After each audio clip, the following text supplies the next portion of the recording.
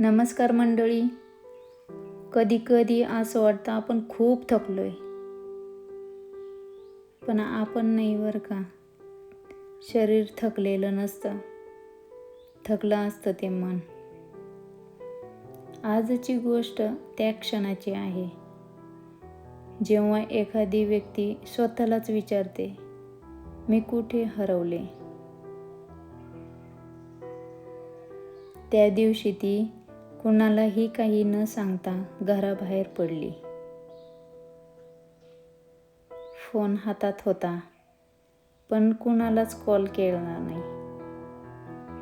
रस्ता ओळखीचा होता, पण मन गोंधळलेलं होतं.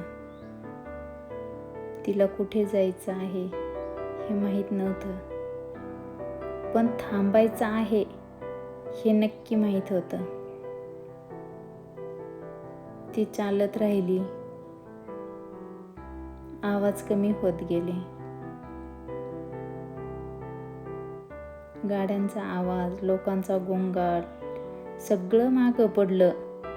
पहिल्यांदाच ती स्वतःचा श्वास ऐकत होती आणि त्या शांततेत एक प्रश्न उमटला, मी नेमकी कुठे हरवले. तिला आठवलं ती कशी होती, तिला काय आवडायचं, काय नको होतं, आपण किती हट्ट करायचो आणि आपण पण त्या हट्टाने आपल्याला पण तीच गोष्ट हवी आहे.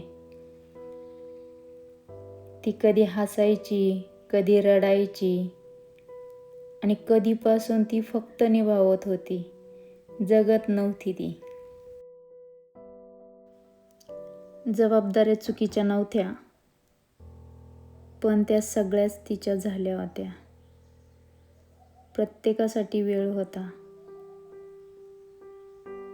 पण स्वतःसाठी वेळ नव्हता. तिला वाटायचं मी थांबले तर सगळं थांबेल, पण कुणाचं थांबत नव्हतं.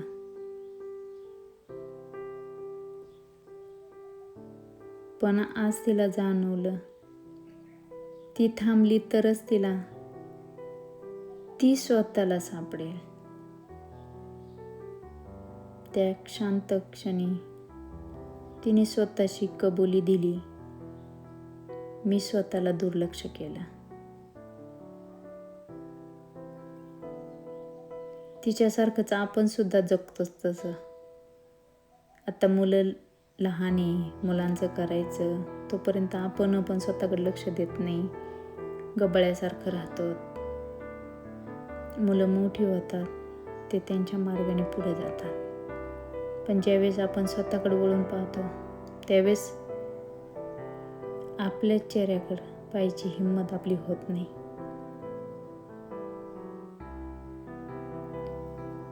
तिनं स्वतःशी कबुली दिली, मी स्वतःला दुर्लक्ष केलं. मी माझ्या गरजांना मागं ठेवलं. आणि ही कबुली कमकुवतपणाची नव्हती बरं का. ती नवीन बळाची सुरुवात होती, नवीन बदलाची सुरुवात होती. त्या दिवशी ती बदलली नाही बरं का, पण तिनं ठरवलं ती स्वतःला हरवू देणार नाही.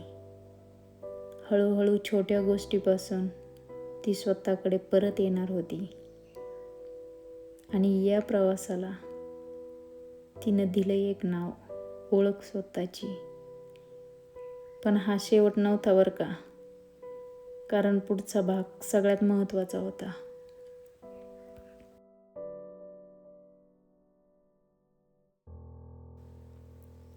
कधी कधी थांबणं म्हणजे हार नसते बरं का, ते स्वतःला वाचवणं असतं. मी कुठे हरवले हा प्रश्न जेव्हा मनात येतो तेव्हा उत्तर लगेच मिळत नाही, पण तो प्रश्न विचारणं हीच पहिली हिंमत असते.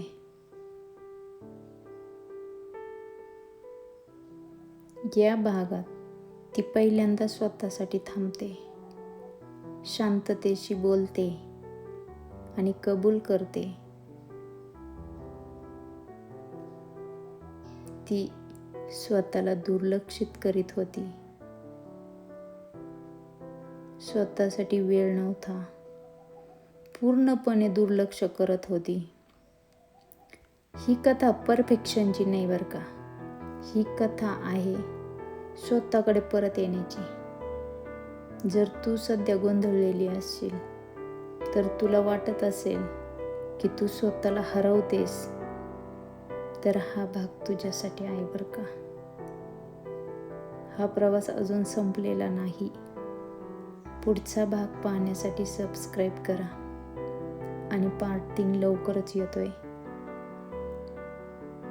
तुम्ही शेवटपर्यंत व्हिडिओ पाहिल्याबद्दल सर्वांचे मनापासून धन्यवाद.